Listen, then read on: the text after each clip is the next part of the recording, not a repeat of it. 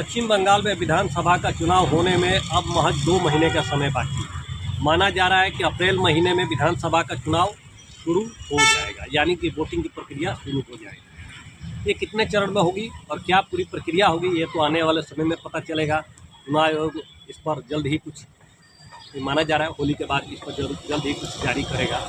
लेकिन दोस्तों, जो सबसे बड़ी बात है कि भले ही बंगाल में चुनावी शोर नहीं है, सड़कों पर रैलियां नहीं हो रही है, जनसभाएं नहीं हो रही हैं, लेकिन एक चीज़ की बड़ी गूंज है और वो है मतदाता सूची में जो संशोधन कार्य हो रहा है उसको लेकर काफ़ी शोर।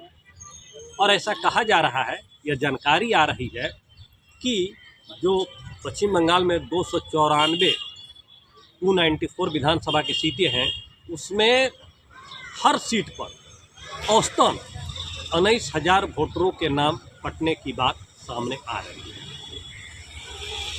अब माना जा रहा है, जो विशेषज्ञ मान रहे हैं कि अगर ऐसा सही है और ये सचमुच हो रहा है तो इससे जो चुनावी गणित है वो बिल्कुल बदल जाए, यानी कि जीत हार में बड़ा फेरबदल हो सकता है।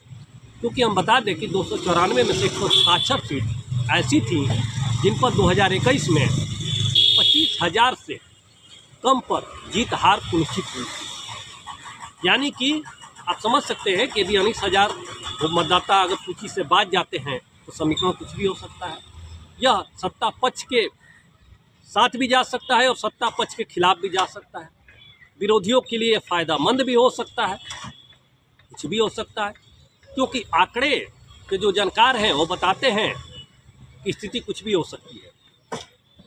वहीं जो भाजपा के प्रदेश अध्यक्ष है समीक भट्टाचार्य, वो कहते हैं कि अब तक ममता बनर्जी जो घुसपैठिया वोटर हैं और ये जो मृत वोटर हैं उनके वोट से वो जीतती रही हैं, इसलिए उनके सरकार का अब विसर्जन का समय शुरू हो गया है और 2026 में वो सत्ता से जा रही है।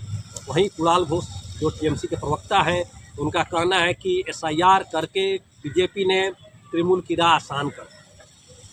लोग जिस तरह परेशान हुए हैं, करीब 1.25 करोड़ लोगों को लाइन में लगा दिया गया, यह कहीं जाएगा नहीं।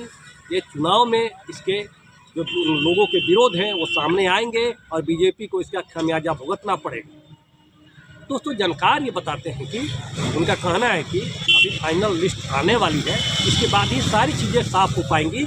लेकिन फिलहाल जो खबरें छन के आ रही हैं वो निश्चित रूप से चुनावी गणित को इधर उधर करने में एक अहम भूमिका रखते हैं। तो दोस्तों, बंगाल के हर अपडेट पर नज़र रखने के लिए आप इसी तरह पूरे टुडे को देखते रहिए, लाइक कीजिए।